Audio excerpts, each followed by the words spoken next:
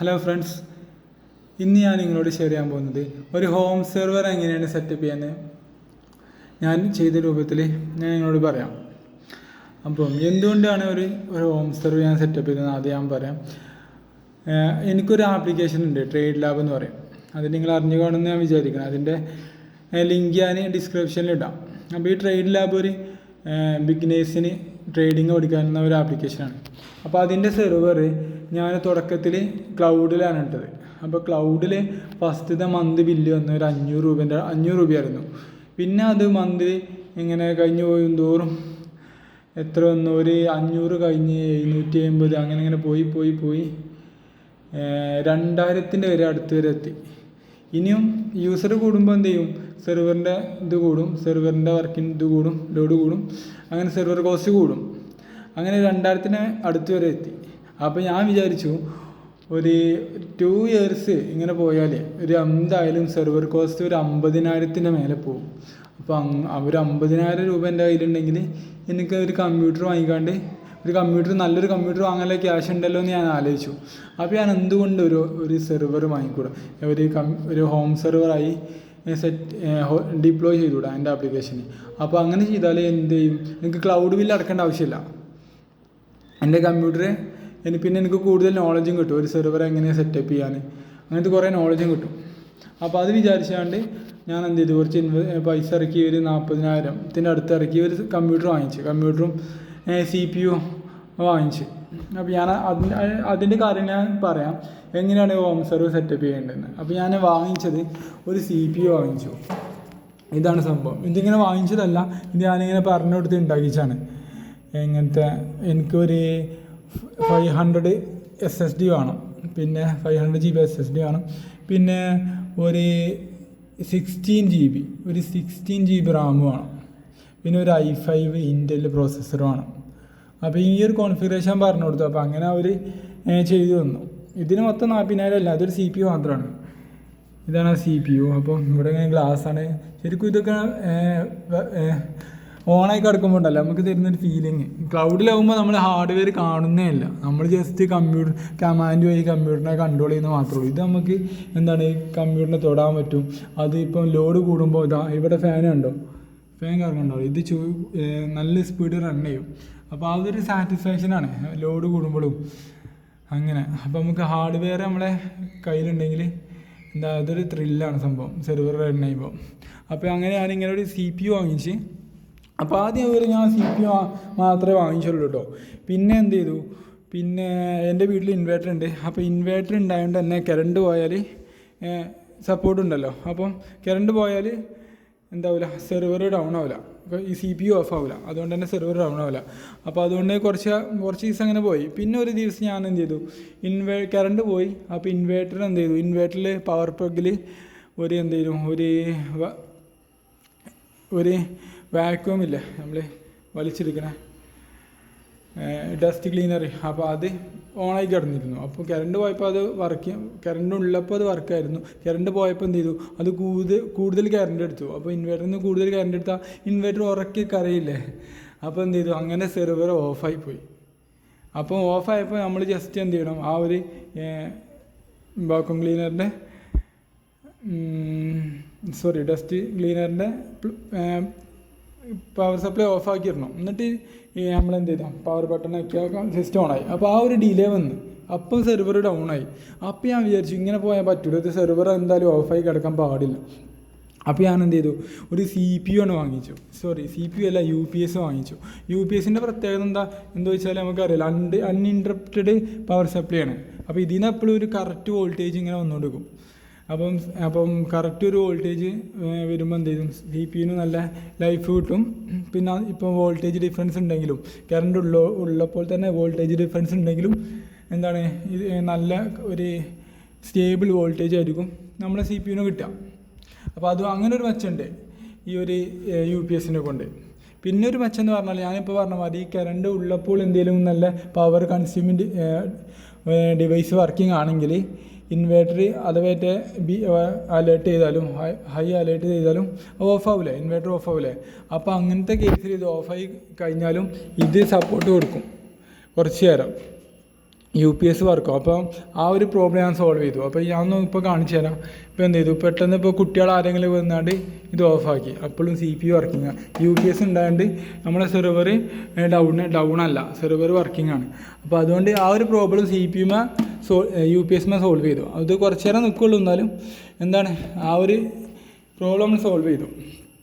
Okay, അപ്പോൾ ഇതെങ്ങനെ setup ചെയ്തതെന്ന് ഞാൻ പറയാം. അപ്പോൾ ഇത്രയും കാര്യങ്ങളാണ് ഹാർഡ്വെയറിൽ വാങ്ങിച്ചത്. പിന്നെ റൗട്ടർ എൻ്റെ കയ്യിൽ ONT ഡിവൈസ് എന്ന് പറയുന്നത്. റൗട്ടർ നമ്മൾ പറയുന്നത് ഇതൊരു ONT ഡിവൈസാണ്.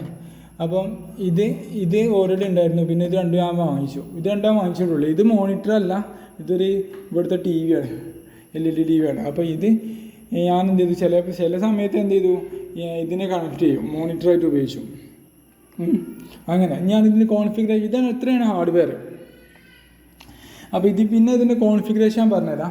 ഞാനിതിൽ ഇൻസ്റ്റാൾ ചെയ്തത്, അപ്പോൾ ഞാനിതിൽ ഇൻസ്റ്റാൾ ചെയ്ത OS എന്ന് പറഞ്ഞത് ലിനക്സ് സെർവറാണ്. അപ്പോൾ എന്തുകൊണ്ട് ലിനക്സ് സെർവർ, എന്തുകൊണ്ട് വെറുതെ ഉബുന്തു ഉപയോഗിച്ചുകൂടാ അല്ലെങ്കിൽ വിൻഡോസ് ഉപയോഗിച്ചുകൂടാ എന്നൊക്കെ ചോദ്യമുണ്ട്. അപ്പം നമുക്കൊരു ഡിപ്ലോയ്മെൻറ്റിൽ നമുക്ക് ലിനക്സിനെയാണ് പ്രിഫർ ചെയ്യുക. അതുകൊണ്ട് ലിനക്സ് ഉപയോഗിച്ചു. പിന്നെ എന്തുകൊണ്ട് ഉബുന്തു സെർവറിന് ഡിസ്ട്രിബ്യൂഷൻ ഉണ്ട്. അപ്പോൾ ഉബുന്തു സെർവറിൻ്റെ പ്രത്യേകത, അത് സെർവറിന് വേണ്ടി ഉണ്ടാക്കിയാണ്, പേരിൽ തന്നെ ഉണ്ട്, ഉബുന്തു സെർവറാണ്. അപ്പം അതുകൊണ്ട് തന്നെ അത് ഒപ്റ്റിമൈസ്ഡ് വെർഷനാണ്. മറ്റേത് പറഞ്ഞാൽ ഒരു യൂസർക്ക് ഉപയോഗിക്കാനുള്ള ഒരു സെറ്റപ്പാണ് ഉബുന്തുവിലൊക്കെ ഉള്ളത്. അതൊരു യൂസറിൻ്റെ കൺസിഡർ ചെയ്ത് ഉണ്ടാക്കിയ സംഭവമാണ് ഉബുന്തു എന്ന് പറഞ്ഞാൽ. പക്ഷേ ഉബുന്തു സെർവറിൽ എന്തില്ല, ബൈ ഡിഫോൾട്ട് UI ഇല്ല. ഇപ്പോൾ നമ്മൾ സെർവറിനെ കണക്ട് ചെയ്യുമ്പോൾ നമ്മളറിയാം, നമ്മൾ ടെർമിനലായിട്ട് വേണം കണക്ട് ചെയ്യുക, അതിന് UI ഉണ്ടാവില്ല ബൈ ഡിഫോൾട്ട്. പിന്നെ നമുക്ക് UI വേണമെങ്കിൽ ഇൻസ്റ്റാൾ ചെയ്യാൻ പറ്റും. അപ്പോൾ UI ഒന്നും ഇല്ലാത്തതുകൊണ്ട് തന്നെ നമുക്ക് എന്താണ്, അത് മിനിമം റിസോഴ്സേ യൂസ് ചെയ്യുള്ളൂ. UI ഉണ്ടാകുമ്പോൾ അത്രയും റിസോഴ്സ് എടുക്കൂലേ. അപ്പം ഇത് മിനിമം ഉബുന്തു ലിനക്സ് സെർവർ നമ്മൾ സിസ്റ്റത്തിൽ ഇൻസ്റ്റാൾ ചെയ്താലേ അത് മിനിമം റിസോഴ്സ് എഫക്റ്റീവായിട്ട് യൂസ് ചെയ്യും. അതാണ് സെർവറിൻ്റെ ആ ഒരു ഡിസ്ട്രോൻ്റെ പ്രത്യേകത. അതുകൊണ്ട് ഞാൻ ഉബുന്തു സെർവറാണ് എൻ്റെ ഇതിൽ ഇൻസ്റ്റാൾ ചെയ്തത്. അപ്പോൾ ഉബുന്തു സെർവർ എങ്ങനെ ഇൻസ്റ്റാൾ ചെയ്യാമെന്ന് യൂട്യൂബിൽ തന്നെ കുറേ വീഡിയോ ഉണ്ട്. അപ്പോൾ അത് കണ്ടാൽ മതി. ഇനിയിപ്പോൾ നിങ്ങളെന്തെങ്കിലും ചെയ്യുമ്പോൾ എന്തെങ്കിലും ഡൗട്ടൊക്കെ ഉണ്ടെങ്കിൽ എന്നെ വിളിച്ചാൽ മതി, നമ്പർ ഞാൻ കൊടുക്കാം. ഓക്കെ, അപ്പോൾ ഞാൻ എന്ത് ചെയ്തു, ഇതിൽ ലിനക്സ് ഉബുന്തു സെർവർ ഇൻസ്റ്റാൾ ചെയ്തു. ഓക്കെ, ഉബുന്തു സെർവർ ഇൻസ്റ്റാൾ ചെയ്തിട്ട് ഞാൻ എന്ത് ചെയ്തു, പിന്നെ എൻ്റെ ആപ്ലിക്കേഷൻ ഇത് റൺ ചെയ്യാന്നുള്ള പരിപാടിയാണ്. അപ്പോൾ ഞാൻ അത് ക്യൂബർനെറ്റ്സൊക്കെ പോയി ഇതിൽ റൺ ചെയ്തു. അപ്പോൾ നിങ്ങളെങ്ങനെയാണോ റൺ ചെയ്യാൻ ഉപയോഗിക്കുന്നത് അതേമാതിരി റൺ ചെയ്യുക. അപ്പോൾ ഞാനിത് ക്യൂബർനെറ്റ്സിലാണ് റൺ ചെയ്തത്. അപ്പോൾ ക്യൂബർനെറ്റ്സൊക്കെ ഇൻസ്റ്റാൾ ചെയ്ത് ഞാൻ മൈക്രോ ഗൈഡ്സ് വഴിയാണ് റൺ ചെയ്തത്. അപ്പം അതുവഴി ഞാൻ എന്ത് ചെയ്തു, എൻ്റെ ആപ്ലിക്കേഷൻ റൺ ചെയ്തു. ഓക്കെ, അപ്പോൾ അതുവരെ നിങ്ങൾ എങ്ങനെയാ വെച്ചാൽ നിങ്ങൾ ചെയ്യുക, ലിനക്സ് നിങ്ങൾ ഇൻസ്റ്റാൾ ചെയ്യുക. പിന്നെ നിങ്ങൾ ആപ്ലിക്കേഷൻ എങ്ങനെയാണോ നിങ്ങൾ റൺ ചെയ്യാൻ ഉദ്ദേശിക്കുന്നത് അങ്ങനെ നിങ്ങൾ റൺ ചെയ്യുക. അപ്പോൾ അതിന് ശേഷം പിന്നെ എങ്ങനെയാണ്, പിന്നെ ഇപ്പം എന്ത് ചെയ്തു, ഇപ്പം ആപ്ലിക്കേഷൻ ഇത് റണ്ണിങ് ആണ്. ഇനി നമുക്ക് എന്ത് ചെയ്യണം, കണക്ട് ചെയ്യണം. ഓക്കെ, ഇനി ഞാനിതിൻ്റെ നെറ്റ്വർക്കിംഗ് എങ്ങനെയെന്ന് പറഞ്ഞാൽ, ഇപ്പോൾ ഇതിൽ ആപ്ലിക്കേഷൻ റണ്ണിങ് ആണ്, അതുവരെ നിങ്ങൾ അത് ചെയ്തിട്ട് നമ്മൾക്ക് എന്ത് ഇത് ഇൻ്റർനെറ്റിലോട്ട് എക്സ്പോസ് ചെയ്യണം, പബ്ലിക്കലി എന്ത് ചെയ്യണം, ഇത് ആക്സസിബിൾ ആവണം. അപ്പോൾ അതിന് വേണ്ടി എന്തൊക്കെ ചെയ്യണം ഞാൻ പറഞ്ഞുതരാം.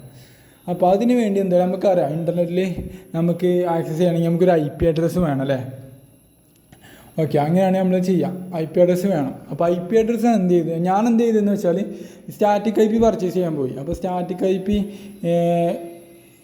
ഞാൻ എൻ്റെ ബ്രോഡ്ബാൻഡ് കാണിച്ച റെയിൽവെയർ ആയിരുന്നു. അപ്പോൾ റെയിൽവെയറിന് IPv4 അഡ്രസ്സ് ഇല്ല. അപ്പോൾ V6 തരാൻ പറ്റുള്ളൂ പറഞ്ഞു. അപ്പോൾ ഞാൻ V6 എടുത്ത് കോൺഫിഗർ ചെയ്യാൻ നോക്കി. അപ്പോൾ എന്നെക്കൊണ്ട് നടന്നില്ല. എന്തൊക്കെ പിന്നെ അവരുടെ ഭാഗത്തുനിന്ന് ഇഷ്യൂ ഉണ്ടായിരുന്നു, അതുകൊണ്ട് തന്നെ നടന്നില്ല. അവരുടെ ഭാഗത്തുനിന്ന് ഇപ്പോൾ ചില സമയത്ത് IPv6 സ്റ്റാറ്റിക് IP നമ്മളെ ONT ഡിവൈസിന് കിട്ടുന്നില്ലായിരുന്നു. അപ്പോൾ അതുകൊണ്ട് ഞാൻ എന്ത് ചെയ്തു, ആ ഒരു സംഭവം ഒഴിവാക്കി. പിന്നെ ഞാൻ മനസ്സിലാക്കി, പിന്നെ ഞാൻ അറിഞ്ഞു നമ്മൾ BS. അപ്പോൾ സ്റ്റാറ്റിക് IPൻ്റെ ചാർജ് എത്ര ചോദിച്ചാൽ 2500 റുപ്യോ ഫസ്റ്റ് ടൈം. പിന്നെ ഇയർലി എത്ര 2000 പേയ്മെൻ്റ് ഉണ്ട്, ഇയർലി പേയ്മെൻ്റ് ഉണ്ട്. പിന്നെ നമ്മളൊരു മിനിമം പ്ലാൻ ഉണ്ട്, അതെങ്കിലും ഉപയോഗിക്കണം. 1000-ൻ്റെ അടുത്തായിട്ട് വരും ആ പ്ലാനിൻ്റെ വരെ. അപ്പോൾ അത്രയും വലിയ പ്ലാൻ എടുക്കണം, ഈ ഒരു എമൗണ്ട് പേയ്മെൻറ്റ് ചെയ്യണം. അതാണ് സ്റ്റാറ്റിക് IP കിട്ടാനുള്ള മാർഗം. പക്ഷേ എല്ലാവർക്കും സ്റ്റാറ്റിക് IP കിട്ടണമെങ്കിൽ കുറച്ച് പാടാണ്. പാടല്ല, ചില കമ്പനിയത്ത് ഉണ്ടാവില്ല. അപ്പോൾ ഞാൻ റെയിൽവേനോട് ചോദിച്ച പോലെ IPv4 ഇല്ല, V6 തരുള്ളൂ. അപ്പോൾ ഞാൻ എങ്ങനെയും ഇത് ഇത്ര ഞാൻ ചെയ്തില്ലേ. അപ്പോൾ ഞാൻ എന്ത് ചെയ്തു, എങ്ങനെയും ഇത് ഇൻ്റർനെറ്റിൽ എക്സ്പോസ് ചെയ്യണം എന്നുള്ള രൂപത്തിൽ V6 എടുത്ത് ചെയ്യാൻ നോക്കി. അപ്പം അവരുടെ ഭാഗത്തു നിന്ന് തന്നെ കോൺഫിഗറേഷൻ ഇഷ്യൂ ഉണ്ടായിരുന്നു. അപ്പോൾ ഞാനത് ഒഴിവാക്കി. പിന്നെ ഞാൻ അറിഞ്ഞു BSNL കണക്ഷൻ നമുക്കുണ്ടെങ്കിൽ അതിൽ എന്ത് ചെയ്യാം, നമുക്ക് അവരുടെ പബ്ലിക് IP വെച്ചാണ് തന്നെ, സ്റ്റാറ്റിക് IP അല്ല, പബ്ലിക് IP, നമുക്ക് ഡിഫോൾട്ട് ഉണ്ടാകുന്ന IP ഇല്ലേ, ആ ഒരു IP വെച്ചാണ്ട് തന്നെ നമുക്ക് ഔട്ട്സൈഡിൽ നിന്ന് ഇൻ്റർനെറ്റിൽ നിന്ന് നമ്മൾ സിസ്റ്റം ആക്സസ് ചെയ്യാമെന്ന് ഞാൻ മനസ്സിലാക്കി. അപ്പോൾ നിങ്ങൾ ഇങ്ങനെ ചെയ്യാൻ ഉദ്ദേശിക്കുന്നുണ്ടെങ്കിൽ, ഇപ്പം നിങ്ങൾക്ക് സ്റ്റാറ്റിക് IP V4 ഒക്കെ വാങ്ങാനുള്ള കപ്പാസിറ്റി ഉണ്ടെങ്കിൽ നിങ്ങൾ അങ്ങനെ വാങ്ങുക, അങ്ങനെ ചെയ്യുക. അതാണ് ഏറ്റവും ബെറ്റർ. നിങ്ങൾക്ക് അതിന് സാധിക്കില്ലെങ്കിൽ ഏറ്റവും ചീപ്പായിട്ട് നിങ്ങൾ ഒരു ഹോം സർവീസ് സെറ്റപ്പ് ചെയ്യണമെന്നുണ്ടെങ്കിൽ നിങ്ങൾ എന്ത് ചെയ്യുക, BSNL കണക്ഷൻ എടുക്കുക, ബ്രോഡ്ബാൻഡ് കണക്ഷൻ എടുക്കുക. അപ്പോൾ അവരുടെ IP ഇല്ല, അവരുടെ IP നമുക്കൊരു IP കിട്ടൂലേ ഇൻ്റർനെറ്റ് റൗട്ടറിന്. അപ്പോൾ ആ ഒരു IP വെച്ചുകൊണ്ട് എന്ത് ചെയ്യുക, നമുക്ക് എക്സ്പോസ് ചെയ്യാൻ പറ്റും. അതെങ്ങനെ ഞാൻ പറഞ്ഞുതരാം. അപ്പോൾ ആദ്യം എന്ത് ചെയ്യുക, നമ്മൾ റൗട്ടറിൽ വരാം.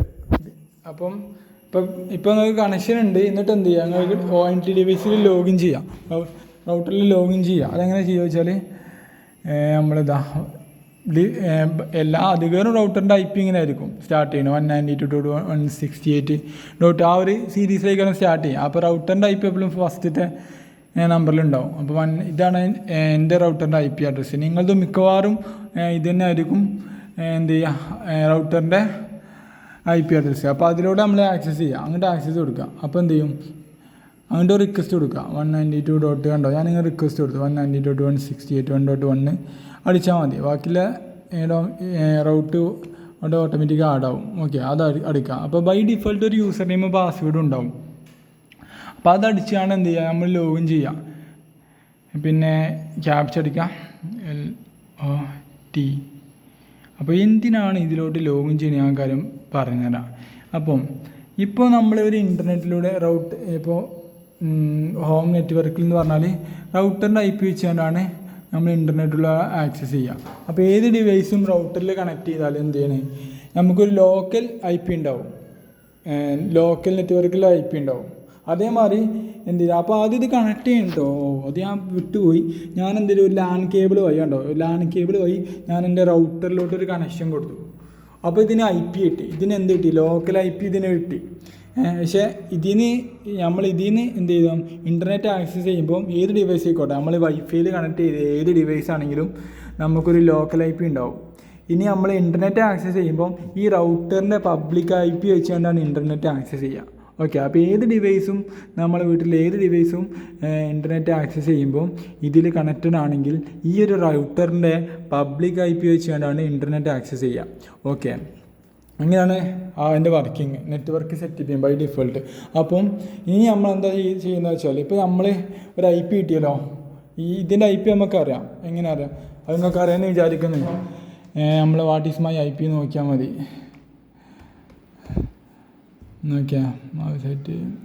വാട്ട് ഈസ് മൈ IP നോക്കിയാൽ മതി. നമ്മൾ IP അറിയാം, IPv6 എഴുതി കാട്ടും.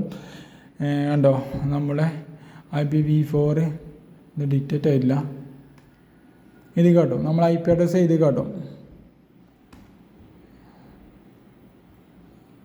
എന്താ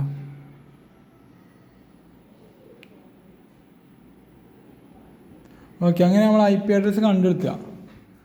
അപ്പോൾ IP അഡ്രസ്സ് ചെക്ക് ചെയ്യാൻ ഓക്കെ, ഇത് IPv4 ഡിക്റ്റേറ്റ് ആയിട്ടില്ല, അത് ഇതിൻ്റെ ഇഷ്യൂ കേട്ടോ. ശരിക്കും IPv4 കിട്ടും.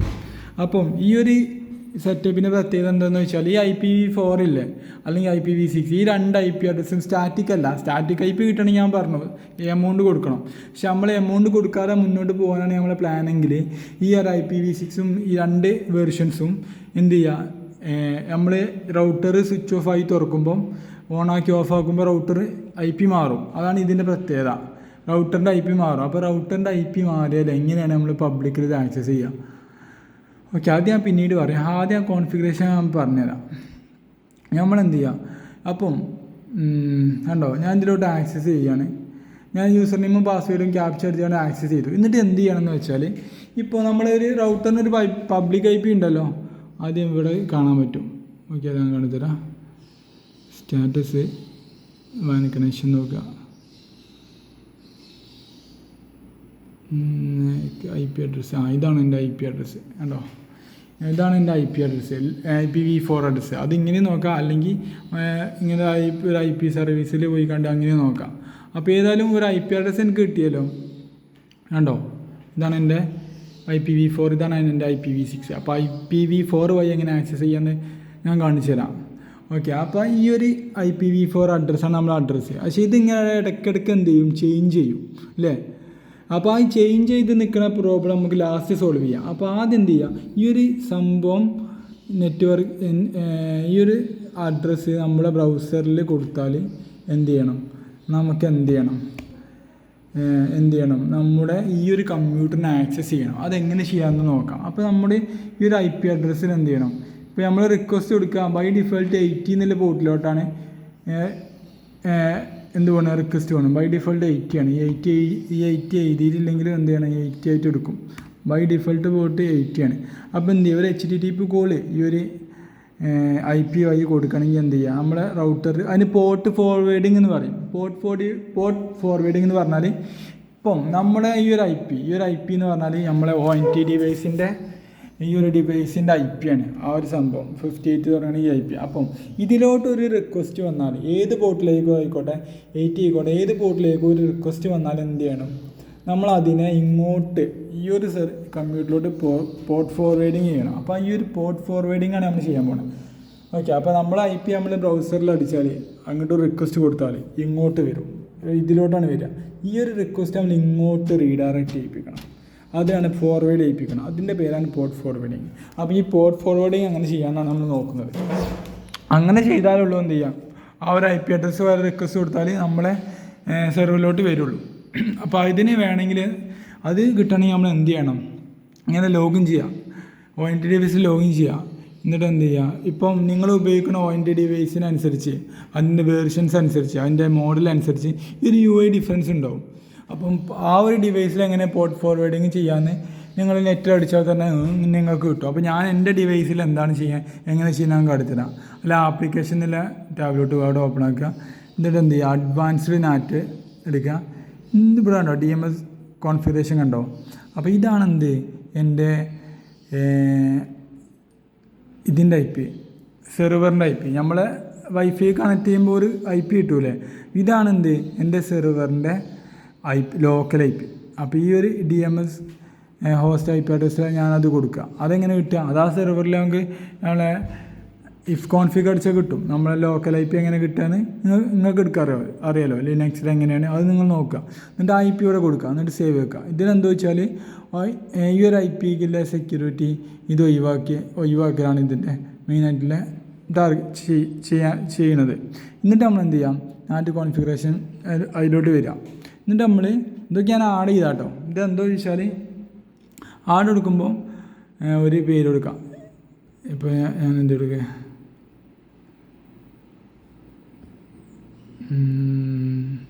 സെലക്ട് സർവീസ് ഓൾറെഡി ഉള്ള സർവീസ്, കുറേ സർവീസ് ഉണ്ട്. ഇത് നമ്മൾ നോക്കണ്ട, നമ്മൾ ഏതൊരു പേര് കൊടുക്കുക.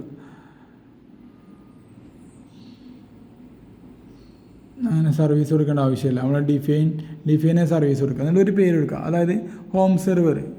നിങ്ങൾക്ക് എന്താണ് പേര്, നിങ്ങൾ ഈ ഒരു സർവീസിൻ്റെ പേര് കൊടുക്കേണ്ടത് വെച്ചാൽ പേര് കൊടുക്കുക. എന്നിട്ട് IP അഡ്രസ്സ്, ഈ IP address server IP address, അതായത് നമ്മുടെ സെർവറിൻ്റെ ലോക്കൽ IP അഡ്രസ്സ് ഇവിടെ സെറ്റ് ചെയ്യുക. എന്നിട്ട് എന്ത് ചെയ്യുക, എന്നിട്ട് ഞാൻ കാണിത്തരാം. എന്നിട്ട് ഇൻറ്റേർണൽ IP അഡ്രസ്സ് ഇവിടെ എന്താണ് വർക്ക് ചെയ്യുന്നത് ഞാൻ കാണിത്തരാം. ഓക്കെ, ഇതൊന്ന് ബാക്ക് എടുക്കട്ടെ. Okay, internal IP address internet IP address. Okay, ഇവിടെ നമ്മൾ ബ്ലാങ്ക് ആക്കിയിടാം. സ്റ്റാർട്ട് പോർട്ട്, എൻഡ് പോർട്ട്, അതായത് ഇൻ്റർനെറ്റിൽ നിന്ന് ഏതൊരു IP അഡ്രസ്സിൽ നിന്നും, ഇപ്പോൾ നമുക്ക് ഏതൊരു IP അഡ്രസ്സിൽ നിന്നും ഇൻ്റർനെറ്റിനെ ഇപ്പോൾ നമ്മളെ ഏത് ഡിവൈസിനും ആക്സസ് ചെയ്യാൻ പറ്റില്ല. അപ്പോൾ ഇൻ്റർനെറ്റ് IP നമ്മൾ കൊടുക്കണ്ട. പിന്നെ എന്ത് ചെയ്യുക, സ്റ്റാർട്ട് പോർട്ട് പറഞ്ഞാൽ ഇപ്പോൾ 80 എന്നുള്ള പോർട്ടിലോട്ട് റിക്വസ്റ്റ് വന്നാൽ എൻഡ് പോർട്ട് ഒരു റേഞ്ച് വേണമെങ്കിൽ കൊടുക്കാം, 80 to 85 അങ്ങനെ കൊടുക്കാം. അപ്പോൾ ഞാൻ സ്റ്റാർട്ട് എൻഡും തന്നെ കൊടുക്കുകയാണ്. TCP കണക്ഷൻ എനേബിൾ ചെയ്യണം, TCP/UDP അതും എനേബിൾ ചെയ്യാം. എന്നിട്ട് സെർവർ IP അഡ്രസ്സ്, അതായത് നമ്മുടെ സെർവറിൻ്റെ IP അഡ്രസ്സ് കൊടുക്കുക. 19 ആ ഒരു സെർവറിൻ്റെ IP അഡ്രസ്സ് കൊടുക്കുക. എന്നിട്ട് ഇതിനകത്ത് എന്താണെന്നറിയോ, ഇൻ്റർനെറ്റ് ഇവിടെ ബ്ലാങ്ക് ആക്കിയിടുക.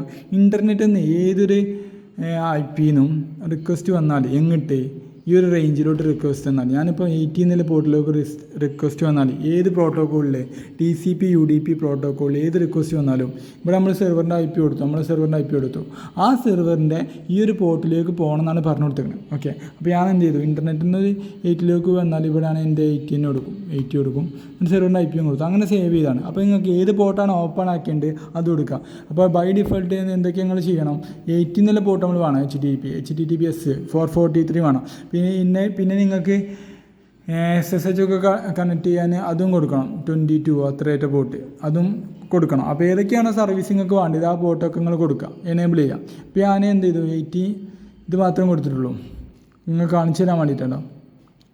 ഓക്കെ, ഇതിപ്പോൾ എൻ്റെ ഓൾറെഡി റണ്ണിങ് സെർവറാണ്. അപ്പോൾ ഞാനിത് കോൺഫിഗറേഷൻ മാറ്റമൊന്നും വരുത്തുന്നില്ല. അപ്പോൾ നിങ്ങൾ ഇതേപോലെ ചെയ്യുക, ഡൗട്ട് ഉണ്ടെങ്കിൽ കോൾ ചെയ്യുക. ഓക്കെ, നിങ്ങൾക്ക് ഇത്രയും കിട്ടിയാൽ തന്നെ നിങ്ങൾക്ക് ഐഡിയ വരും, പിന്നെ നിങ്ങൾക്ക് ആരും ഹെൽപ്പൊന്നും വേണ്ടിയില്ല. അപ്പോൾ അങ്ങനെ ചെയ്താണിത്. എന്നിട്ട് ഇവിടെ എനേബിൾ ചെയ്യണം കേട്ടോ, എനേബിൾ ചെയ്യണം. ഇവിടെ എനേബിൾ ചെയ്യുക ഓപ്ഷൻ ഉണ്ടാവും. അപ്പോൾ ഇതിന് ഉണ്ടോ ഈ എക്സ്റ്റേണൽ IP നമ്മൾ ഒന്നും കൊടുത്തില്ലല്ലോ, അപ്പോൾ ഇവിടെ ഇനി എടുക്കും. അതായത് ഇൻ്റർനെറ്റിൽ നിന്ന് ഏതൊരു IP നിന്നും എക്സ്റ്റേണൽ പോർട്ട് 80 എന്നുള്ള പോർട്ടിൽ നിന്ന് റിക്വസ്റ്റ് വന്നാൽ ഈ ഒരു ലോക്കൽ നെറ്റ്വർക്കിലുള്ള നമ്മുടെ സെർവറിൻ്റെ IPയിലോട്ട് പോകണം, ആ ഒരു പോർട്ടിൻ്റെ ഇതിലോട്ട് പോകണം എന്ന റൂൾസാണ് ഇവിടെ ചെയ്ത് കൊടുക്കുന്നത്. ഇതാണ് പോർട്ട് ഫോർവേഡിങ്. അപ്പോൾ ഇങ്ങനെ ചെയ്താൽ എന്ത് ചെയ്യുള്ളൂ, ഇൻ്റർനെറ്റിൽ നിന്ന് റിക്വസ്റ്റ് വരുമ്പോൾ നമ്മുടെ സെർവറിലോട്ട് വരുള്ളൂ. അതാണ് നിങ്ങളിപ്പോൾ ചെയ്തത്. ഓക്കെ, അപ്പോൾ ഇങ്ങനെ ചെയ്താൽ തന്നെ എന്ത് ചെയ്യും, നമ്മുടെ സെർവറിലോട്ട് റിക്വസ്റ്റ് വരുന്നതാണ്. ഓക്കെ, ഇനി നിങ്ങൾക്ക് എന്ത് ചെയ്യണം, ഇനിയിപ്പോൾ തന്നെ ഇവിടുത്തെ 2 പ്രോബ്ലം എന്താണെന്ന് അറിയോ. ഇപ്പോൾ നമ്മുടെ സെർവർ ഓണാക്കി തുറന്നാൽ എന്ത് ചെയ്യും, ലോക്കൽ IP ചേഞ്ച് ആവില്ലേ, ആവും, ബൈ ഡിഫോൾട്ട് ആവും. അപ്പോൾ ഈ ഒരു IP, അപ്പോൾ ഈ ഒരു കോൺഫിഗറേഷനിൽ വന്ന് വീണ്ടും മാറ്റേണ്ടി വരില്ലേ. അപ്പോൾ എന്ത് ചെയ്യാമെന്നറിയോ, നമുക്ക് 2 രൂപത്തിൽ നമ്മുടെ ഈ ഒരു സെർവറിൻ്റെ IP ലോക്കൽ IP കോൺസ്റ്റൻ്റ് ആക്കി വെക്കാം. ലിനക്സിൻ്റെ ഒരു കമാൻഡ് ഉണ്ട്, നിങ്ങൾ അടിച്ചാൽ മതി. എങ്ങനെയാണ് ലിനക്സിൽ ലോക്കൽ IP എങ്ങനെയാണ് സ്റ്റാറ്റിക് ആക്കുകയെന്ന് ചെയ്താൽ മതി. യൂട്യൂബിൽ അടിച്ചാൽ മതി, അല്ലെങ്കിൽ ChatGPT അങ്ങനത്തെ കാര്യത്തിൽ അടിച്ചാൽ മതി. അപ്പോൾ ഒരു കമാൻഡ് കിട്ടും, അത് എക്സിക്യൂട്ട് ചെയ്ത് കൊടുക്കുക. ഒരു ഫയൽ എഡിറ്റ് ചെയ്യണം, അതങ്ങനെ ചെയ്ത് കൊടുക്കുക. അല്ലെങ്കിൽ എന്ത് ചെയ്യുക, നമുക്ക് ചെയ്യാൻ പറ്റും. പക്ഷേ ഇവിടെ ചെയ്യുന്നതാണ് നല്ലതാണെന്ന് അറിയാം, സെർവറിൽ ചെയ്യുന്നതാണ് ഏറ്റവും ബെറ്റർ. ഇതിൻ്റെ ഇവിടെ ചെയ്തിട്ട് ചിലപ്പോൾ വർക്കായിരുന്നില്ല, അങ്ങനത്തെ ഇഷ്യൂ ഉണ്ടായിരുന്നു. അപ്പോൾ ഏറ്റവും ബെറ്റർ സെർവറിൽ ആ ഒരു IP കോൺസ്റ്റൻ്റ് ആയിട്ട് നിൽക്കണം എന്നുള്ള സെറ്റപ്പ് സെർവറിൽ ഇങ്ങനെ ചെയ്ത് കൊടുക്കുക. അപ്പോൾ എന്ത് ചെയ്യുക, ആ ഒരു പ്രോബ്ലം സോൾവ് ചെയ്ത് ആണല്ലോ. ഓക്കെ, ഇനിയുള്ളൊരു പ്രോബ്ലം എന്താണെന്ന് വെച്ചാൽ, ഇപ്പോൾ നമ്മൾ പബ്ലിക് IP അല്ലേ, സ്റ്റാറ്റിക് IP നമ്മുടെ കയ്യിലില്ലല്ലോ. അപ്പോൾ നമുക്ക് കിട്ടിയ പബ്ലിക് IP എന്നാണ് നമ്മൾ എന്ത് ചെയ്യുന്നത്, ഇൻ്റർനെറ്റ് ആക്സസ് ചെയ്യുന്നത് അല്ലേ. ഈ ഒരു IP വെച്ചാണ് ഇൻ്റർനെറ്റ് ആക്സസ് ചെയ്യുന്നത്. അപ്പോൾ ഉള്ളൊരു പ്രശ്നം എന്ന് വെച്ചാൽ, നമ്മൾ ഇത് റീസ്റ്റാർട്ട് ചെയ്യുമ്പോൾ റൗട്ടറിൽ എന്തെങ്കിലും കാരണം വെച്ചാൽ നമ്മൾ ഓഫാക്കി ഓൺ ആക്കുമ്പോൾ എന്ത് ചെയ്യും, അത് പോവും, ഈ ഒരു IP ചേഞ്ച് ചെയ്യും. ഈ ഒരു IP ചേഞ്ച് ചെയ്താൽ നമ്മൾ എന്ത് ചെയ്യും, ഇപ്പോൾ നമ്മൾ ഈ ഒരു IP എന്ത് ചെയ്യും, ടാഗ്, ഇപ്പോൾ ഡൊമൈൻ നെയിം ഇപ്പോൾ abcd.com ആണ് നമ്മൾ ഡൊമൈൻ നെയിം വിചാരിച്ച്. അപ്പോൾ abcd.com അതിൻ്റെ നമ്മളെ ഇതില്ലേ, ആ ഡൊമൈൻ എവിടുന്നാണോ പർച്ചേസ് ചെയ്ത് അവിടെ പോയിക്കൊണ്ട് അതിൻ്റെ DNS സെറ്റിങ്സിന് മാറ്റുക. അപ്പോൾ abcd.com ആണ് എൻ്റെ ABC ആണ് എൻ്റെ ഡൊമൈൻ നെയിം. എന്ത് ചെയ്യും, അപ്പോൾ ആ ഒരു സെറ്റിങ്സിൽ ഡൊമൈൻ നെയിം സെറ്റിങ്സിൽ abc.com അതിൻ്റെ അത് അടിച്ചാൽ എങ്ങോട്ട് പോകണമെന്നില്ല IP ഇല്ലേ, അത് ഞാൻ എന്തെടുക്കും, ഇത് കൊടുക്കും. ഓക്കെ, അപ്പോൾ അങ്ങനെ കൊടുത്താലുള്ള പ്രശ്നം എന്താ, ഈ ഒരു IP ഇടയ്ക്കിടയ്ക്ക് ചേഞ്ച് ചെയ്യും. അപ്പോൾ പിന്നെ നമ്മളെ ഡൊമൈനെ അടിച്ചാൽ ഇത് കിട്ടൂല. അപ്പോൾ എന്ത് ചെയ്യണമെന്ന് അറിയോ, അപ്പോൾ നിങ്ങൾക്ക് ഒരു സർവീസ് ഉണ്ട്. ഞാൻ ഉപയോഗിക്കുന്ന സർവീസ് എന്താ വെച്ചാൽ non IP. Okay, non IP പറഞ്ഞൊരു സർവീസ് ഉണ്ട്. ഈ ഒരു സർവീസാണ് എന്ത് ചെയ്യുന്നത്, ഞാൻ ഉപയോഗിക്കുന്നത്. അത് ഇതെന്താ ചെയ്യുന്നത് വെച്ചാൽ, നമ്മുടെ IP മാറുമ്പോഴൊക്കെ എന്ത് ചെയ്യും, നമ്മുടെ IP അഡ്രസ്സ് മാറുമ്പോഴൊക്കെ എന്ത് ചെയ്യും, ഇപ്പോൾ നമ്മളെ IP അഡ്രസ്സ് മാറുമ്പോഴൊക്കെ അതിലിവിടെ എന്ത് ചെയ്യും, ചേഞ്ച് ചെയ്യും. അപ്പോൾ ഞാനൊന്ന് കാണിച്ചു തരാം. ഞാൻ മിക്കവാറും കാണിച്ചു തരില്ല, കാരണം ഇതെൻ്റെ പ്രൊഡക്ഷൻ്റെ എന്താണ് സെർവറിൻ്റെ കോൺഫിഗറേഷനാണ്. അപ്പോൾ മിക്കവാറും നിങ്ങൾ സ്വന്തം ചെയ്യുക. നോൺ IP എങ്ങനെയാണ് കോൺഫിഗർ ചെയ്യുന്നത് വെച്ചാൽ മതി. നോൺ IP എന്ന് പറഞ്ഞാൽ നമ്മുടെ ലോക്കൽ IP മാറുമ്പോൾ എന്ത് ചെയ്യും, നമ്മുടെ ലോക്കൽ IP മാറുമ്പോൾ ഇവിടെ നമുക്ക് ആദ്യം ഒരു ഡൊമൈൻ ഉണ്ടാക്കുക, നമുക്കൊരു ഡൊമൈൻ ഉണ്ടാക്കുക. നിങ്ങളെങ്ങനെയാണ് നോൺ IP യൂസ് ചെയ്യുന്നതിൽ യൂട്യൂബിൽ അടിക്കുക, അപ്പോൾ നിങ്ങൾക്ക് മനസ്സിലാവും. ഞാൻ ഡൗട്ട് ഉണ്ടെങ്കിൽ ചോദിക്കാം. അപ്പോൾ ഒരു ഡൊമൈൻ നമ്മളിവിടെ ഉണ്ടാക്കിയെടുക്കാം. ഇപ്പോൾ നമുക്കൊരു ഡൊമൈൻ ഉണ്ട്. അപ്പോൾ ഞാനിങ്ങനെ ഡൊമൈൻ ഉണ്ടാക്കിയെടുക്കാം. എടുത്തു ഡൊമൈൻസ് ഉണ്ടോ. ഞാനിങ്ങനെ ഒരു ഡൊമൈൻ എടുത്ത് ഇവിടെ വെഞ്ചർ ഡൊമൈൻ. അപ്പോൾ ഇതിലെന്ത് സംബന്ധിച്ച് ഒരു ഡൊമൈൻ ഉണ്ടാക്കിയെടുക്കാം. ആ ഒരു ഡൊമൈൻ നമ്മളൊരു പേര് കൊടുക്കുക, അങ്ങനെ ഒരു ഡൊമൈൻ ഉണ്ടാക്കിയെടുക്കാം. സോറി, ആദ്യം നോൺ ഉണ്ടോ. ഓക്കെ ഉണ്ടോ. ഇങ്ങനൊരു ഇപ്പോൾ ഞാനൊരു ക്രിയേറ്റ് ഹോസ്റ്റ് നെയിം എടുക്കാം. അടിച്ചാണ്ട് എന്ത് ഞാനൊരു ഇങ്ങനൊരു പേര് കൊടുത്താണ്ട് ഒരു ഹോസ്റ്റ് നെയിം ക്രിയേറ്റ് ചെയ്യും. കണ്ടോ. അപ്പോൾ ഇവിടെ ഓട്ടോമാറ്റിക്കായിട്ട് IP ഡിറ്റക്റ്റ് ചെയ്യും. ഓക്കെ, ഇനി എന്താ ചെയ്യാൻ പോകുന്നത് വെച്ചാൽ ഈ ഒരു ഇതില്ലേ ഡൊമൈന്, ഈ ഒരു ഡൊമൈൻ നെയിം അടിച്ചാൽ എന്ത് ചെയ്യും, ഇങ്ങോട്ട് ഇത് പോകും. ഇത് നമ്മളെ സെർവറിൻ്റെ IP ആണ്. അപ്പോൾ ഈ ഒരു DNSൻ്റെ റെക്കോർഡാണിത്, അതിൻ്റെ ATAGാണിത്. അപ്പോൾ ഇതിൻ്റെ ATAGാണ് ഇത്. അപ്പോൾ ഇതാണ് നമ്മളെ IP. അപ്പോൾ ഇനി എന്താ ചെയ്യണമെന്ന് വെച്ചാൽ ഇവരൊരു ടൂളുണ്ട്, എന്താ പറയുക, ഇതിൻ്റെ വീഡിയോ ഞാൻ വേറെ തന്നെ ചെയ്യട്ടോ, കാരണം ഇത് കുറേ പറയാനുണ്ട്. അപ്പോൾ നിങ്ങൾ നോൺ IP എങ്ങനെ യൂസ് ചെയ്യണമെന്ന് നോക്കിയാൽ മതി. അപ്പോൾ ഇവരൊരു കോഡുണ്ട്, ലിനക്സിൽ റൺ ചെയ്യാൻ പറ്റിയ ഒരു കോഡുണ്ട്. ആ കോഡ് എന്ത് ചെയ്യുക, നമ്മൾ സെർവറിലിട്ട് റൺ ചെയ്യുക. അപ്പോൾ അങ്ങനെ ചെയ്താൽ എന്ത് സംഭവിക്കുക വെച്ചാൽ നമ്മുടെ സെർവറിൻ്റെ പബ്ലിക് IP, അതായത് റൗട്ടറിൻ്റെ IP, ഈ ഒരു IP ചേഞ്ച് ചെയ്യുമ്പോൾ എന്ത് ചെയ്യും, ഇതിൻ്റെ ഈ ഒരു ഡൊമൈൻ നമ്മൾ ഉണ്ടാക്കിയ ഈ ഒരു ഡൊമൈൻ്റെ ATAG, അതായത് ഇപ്പോഴത്തെ ATAG ഇതാണ്. എപ്പോഴാണോ ചേഞ്ച് ചെയ്യുന്നത് അപ്പോൾ ഈ ഒരു IP ചേഞ്ച് ചെയ്യും. അപ്പം അങ്ങനെ ഒരു കോൺഫിഗറേഷൻ നമ്മൾ സെർവറിൽ സെറ്റ് ചെയ്താൽ അത് ഇവിടെ ഉണ്ട് കേട്ടോ. ഇവിടുന്ന് ഡൗൺലോഡ് ചെയ്യാൻ പറ്റും. നിങ്ങൾ എങ്ങനെയാണ് ഡൗൺലോഡ് ചെയ്യാന്നൊക്കെ നോക്കുക, സ്വന്തമായിട്ട് റിസർച്ച് ചെയ്യുക. ഞാൻ ഡൗട്ട് ഉണ്ടെങ്കിൽ ചോദിക്കാം. ഓക്കെ, അങ്ങനെ ചെയ്തതിന് ശേഷം ഇപ്പോൾ എത്രയും സെറ്റായി. നമ്മൾ IP മാറുമ്പോൾ എന്ത് ചെയ്യും, ഈ ഒരു ഹോസ്റ്റ് നെയിം നമ്മൾ ബില്ല് ഫ്രീ ആയിട്ട് തന്ന് ഈ ഒരു ഹോസ്റ്റ് നെയിമിൽ ആ ഒരു സ്ക്രിപ്റ്റ് നമ്മൾ സെർവറിട്ട് റൺ ചെയ്ത്, അപ്പോൾ ആ റൺ ചെയ്താൽ ഈ ഒരു ഹോസ്റ്റ് നെയിം അപ്പോഴും നമുക്ക് ആക്സസിബിൾ ആണ്. ഓക്കെ, ഇനി എന്ത് ചെയ്യുന്നറിയോ, നമ്മൾ മറ്റേ ABC എന്ന ഡൊമൈൻ ഇല്ല, ആ ഡൊമൈനിൻ്റെ എന്താ പറയുക C നെയിം, ആ ഒരു ഡൊമൈന് C നെയിം ആഡ് ചെയ്യുക. എന്നിട്ട് മറ്റേ ATAG എടുത്ത് ഒഴിവാക്കുക. C നെയിം എന്ത് കൊടുക്കുക, C നെയിം ഈ ഒരു ഡൊമൈൻ കൊടുക്കുക. അപ്പോൾ നമ്മൾ abc.com എന്ന് അടിച്ചാൽ എന്ത് ചെയ്യും, ഈ ഒരു ഡൊമൈനോട്ട് പോകും. ഈ ഒരു ഡൊമൈൻ്റെ IP ഏതാണോ അപ്പോൾ ഉള്ളത് ആ IP റീസോൾവ് ചെയ്യും. അപ്പോൾ അങ്ങനെ എന്ത് ചെയ്യാൻ പറ്റും, നമ്മളെ ഒരു abc.com ഏത് സമയത്തും ആക്റ്റീവായിട്ട് നിലനിർത്താൻ പറ്റും. അതാണ് ആ ഒരു വിഷയത്തിൽ പറയാനുള്ളത്. അപ്പോൾ അങ്ങനെ നമ്മൾ ഡൊമൈൻ നെയിം നമ്മൾ സെറ്റ് ചെയ്ത്. ഓക്കെ, അപ്പോൾ സെർവർ ആപ്ലിക്കേഷനൊക്കെ എങ്ങനെയാണോ നിങ്ങൾ സെറ്റ് ചെയ്യുന്നത് അതേപോലെ സെറ്റ് ചെയ്യാം. ഓക്കെ, അതായത് അങ്ങനെ ഞാൻ പറഞ്ഞു. BSNL പറഞ്ഞു, സ്റ്റാറ്റിക് IPൻ്റെ കാര്യം പറഞ്ഞ്, പിന്നെന്താ പറയുക, ഇനി ഞാൻ കാണിച്ചു തരാറുള്ളത്. അപ്പോൾ അങ്ങനെയൊക്കെ സെറ്റ് ചെയ്താൽ ഇപ്പോൾ എന്ത് ചെയ്യുക, ഇപ്പോൾ ഞാൻ എൻ്റെ കമ്പ്യൂട്ടർ, ഇതെൻ്റെ ലോക്കൽ കമ്പ്യൂട്ടർ കേട്ടോ, ലോക്കൽ കമ്പ്യൂട്ടർ ഞാൻ എൻ്റെ സെർവർ കണക്ട് ചെയ്യാം. നമ്മൾ എന്താ പറയുക ക്ലൗഡിലൊക്കെ ചെയ്യുന്ന അതേപോലെ തന്നെ എന്ത് ചെയ്യാൻ പറ്റും, SSH കണക്ട്. അപ്പോൾ SSH ഒക്കെ എനേബിൾ ചെയ്യാണ്ട് കേട്ടോ, അതൊക്കെ നിങ്ങൾ സ്വന്തം ചെയ്യുക. ഇത് SSHൻ്റെ ഇതല്ല. അപ്പോൾ ഞാൻ എന്ത് ചെയ്തു, SSH എൻ്റെ ഇത് കൊടുത്ത് IP കൊടുത്ത് ലോക്കൽ സെർവറിൻ്റെ IP കൊടുത്ത്, എന്നിട്ട് ഞാൻ എന്ത് ചെയ്തു, പാസ്വേഡ് അടിച്ചാണ്.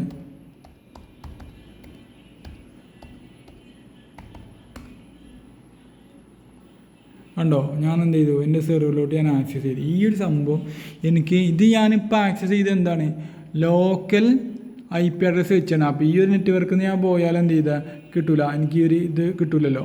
അപ്പോൾ ഞാൻ എന്ത് ചെയ്തെന്ന് അറിയാം, എൻ്റെ abc.com ഇല്ലേ, ആ .comൻ്റെ SSH പോർട്ട്, അങ്ങനെ ഒരു ഇതുണ്ട്, റെക്കോർഡ് ഉണ്ടാക്കി. SSH പോർട്ട് എനിക്ക് ഓർമ്മയില്ല.